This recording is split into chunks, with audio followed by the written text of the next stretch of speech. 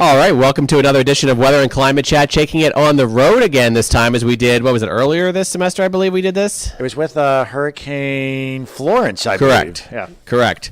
And Hurricane Florence actually wound up not being even the biggest storm to talk about this year. After that, we had Hurricane Michael, named after, of course, us. Well, sort of, yeah. Sort of, so. Some people would consider us hurricanes. You could say that, yes. So here we are. What is today's date? It is November 26th of 2018. So that's, I always like to say when we're recording that, since some people listen to this podcast days afterwards, so we have a point of reference.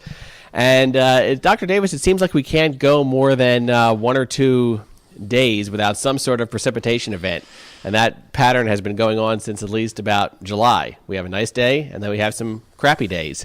Why the constant barrage of storms?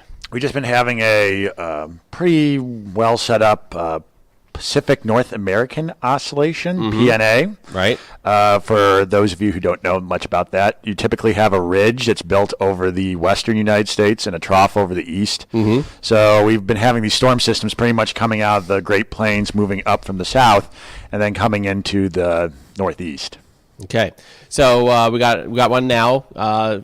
Fairly, not a huge storm, but a moderate bit of rain today. Looks like we clear out later on tonight. One thing I did see, I don't know if you have any models up there, but one thing I noticed even before reading the National Weather Service forecast is some very tightly packed isobars over the next couple of days, and you and I both know what that means. That means the next couple of days are going to be, there you go, going to be quite windy in our area. Keep going. There you go. Yeah, see those tightly packed isobars? Looks like Tuesday and Wednesday, you're going to have to hold on to your hat because it's going to be gusting 30, 35 miles an hour. Yeah, the wind's going to be picking up, and that should be about the extent of the hazards that we'll be having. Looks like the snow doesn't really come too far south. Yeah, now if you look at those snow showers on Wednesday, that could be, sometimes those snow showers at this time of year do sneak down a little further south, so I wouldn't be surprised, totally shocked to see a snow shower or a brief snow, flurry around the Wednesday maybe in the morning time period.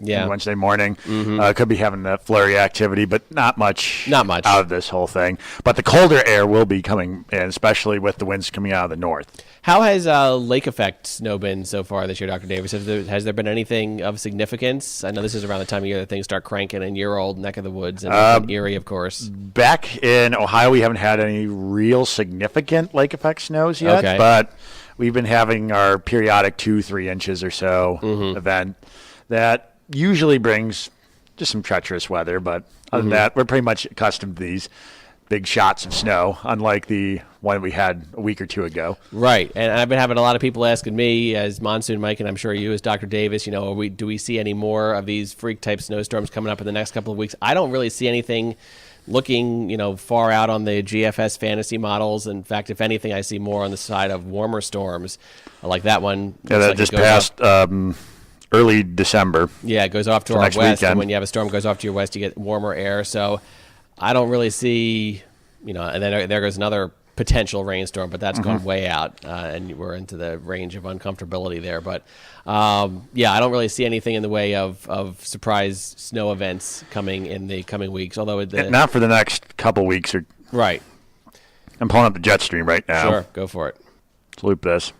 Speed up. Yeah, so as you can see, there's the trough that's sitting in place. Then we start to get more of a zonal flow by the end of this week.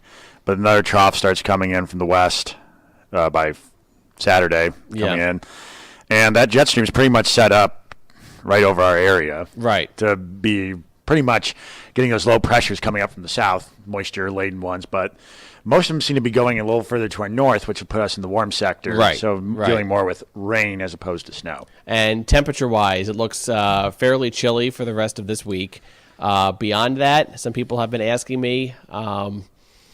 To me, it doesn't look like it's going to be the first half of December. Look like it's going to be extreme one way or the other. I don't see any really warm shots or any real extreme cool shots either. It looks fairly average, and there you go. It looks like the Climate Prediction Center agrees with that, if not a little leaning on the above average temperature. At least in this week or so. Yeah. And then next 2 weeks looks pretty much on average. Fairly average. So nothing too – it looks like a fairly normal average first couple weeks of December with not a whole lot of excitement to talk about in the weather world. And someone asked me, what's the average high temperature right now? It's 49. 49, okay.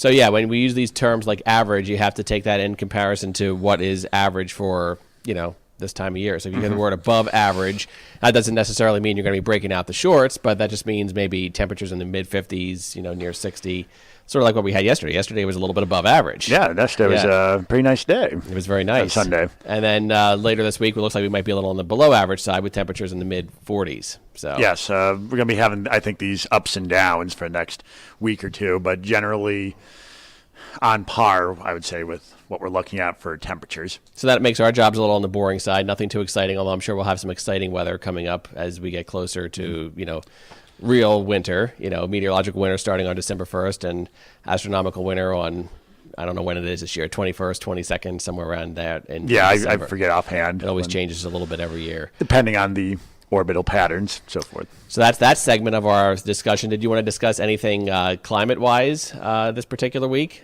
That's our tradition when we record these, is we discuss a climate issue as well, too. Shall we discuss the U.S. National Climate Assessment that came out Friday? Go for it. Not a very good climate assessment. No. Yeah.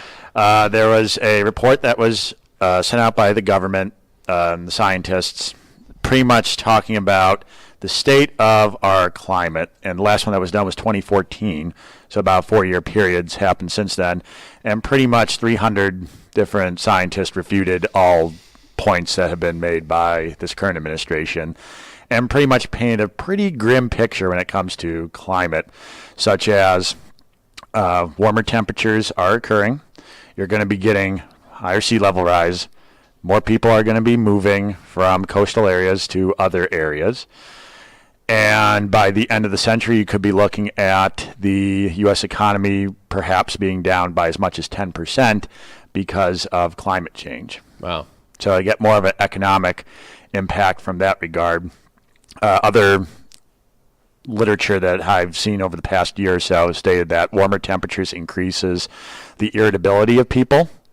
So it makes them more hostile, more engaged, more, I guess, standoffish. Interesting. And that could lead to more unrest. Interesting. And you have this administration, which seems to be kind of fueling that unrest in some regard. You also have food shortages that will be evident by the mega droughts that could be occurring by the middle part of the century, impacting areas like Kansas, Oklahoma, Texas. So backing up a little bit, tell me again who, and I'm actually not saying this rhetorically because I actually really don't 100% know because I haven't had a chance to look into it that closely over the weekend. Who came out with this report? This was a group of scientists? Yes. It would be, hang on one second. I'll tell you why I'm asking in a second, but I just was... I'm just going to pull it up here so we can actually have a look at it. Excellent.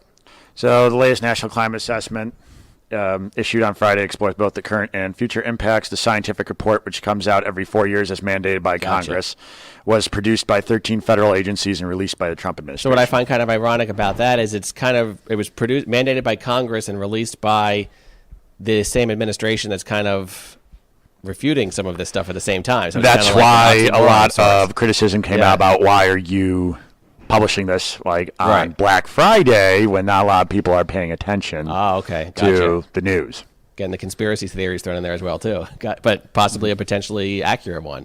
Very interesting.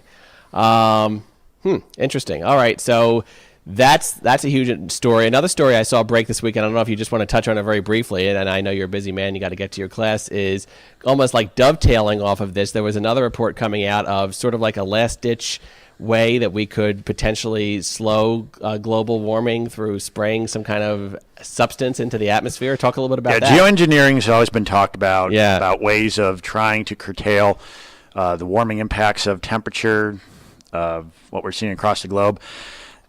Some of them are more feasible, I guess, than others. Right. And you're always going to have these trade-offs with pros and cons versus them. Right. One such one was spraying those aerosols 60,000 feet or so into the atmosphere. I don't really know if we have the aircraft, nor seems like a pretty to actually get up there, nor who would be responsible for putting that up there. Right. Because then you have to get involved with teleconnection patterns, and if one person is putting these up there, say from the U.S., we technically have our hand on the thermostat, And if we're having cooler temperatures by us, someone else may be having warmer temperatures. And you have this disagreement about who should be actually controlling that. Now, you also talk about spraying water vapor into the atmosphere, which would then condense and form low-level clouds, which can reflect more energy back to space. That's not too bad, I think, because water residency time in the atmosphere is 1 week, so if something goes wrong, you can pretty much stop it fairly easily. And 1 week later, the atmosphere, quote-unquote, resets, and you're back to where you should be because of that short residency time. Interesting.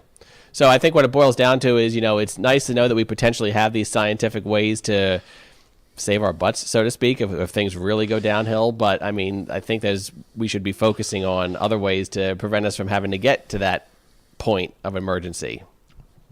Yes, by cutting back on emissions, that's definitely the best way to do it. Right. Rather than trying to come up with some concocted scientific method of curtailing climate science. Gotcha. Climate change. Climate change. Yeah, not curtailing climate science. Yeah. Gotcha. Through climate science. Gotcha. All right. Well, this has been another edition of Weather and Climate Chat. Weather and Climate Chat produced by Kutztown University Radio and podcasted every couple of weeks. At least we try to do every couple of weeks, although our schedules don't always allow. Aired on Kutztown University Radio and on our website at kutztown.edu/KUR. I am Monsoon Mike Regensberger, and you are? Dr. Michael Davis. Thank you so much for joining me. Hope to have you back again soon. Sounds good. Or you have me back here. Yes, I got to have you back in my class. Did I ever say I was on the road today? I don't know if I ever did. You did say you were on the road. I was, okay. So I'm broadcasting from Dr. Michael Davis's class. I see some head shaking that I did say that. I'm getting old. All right. Thanks so much, Dr. Davis. Thank you. Okay.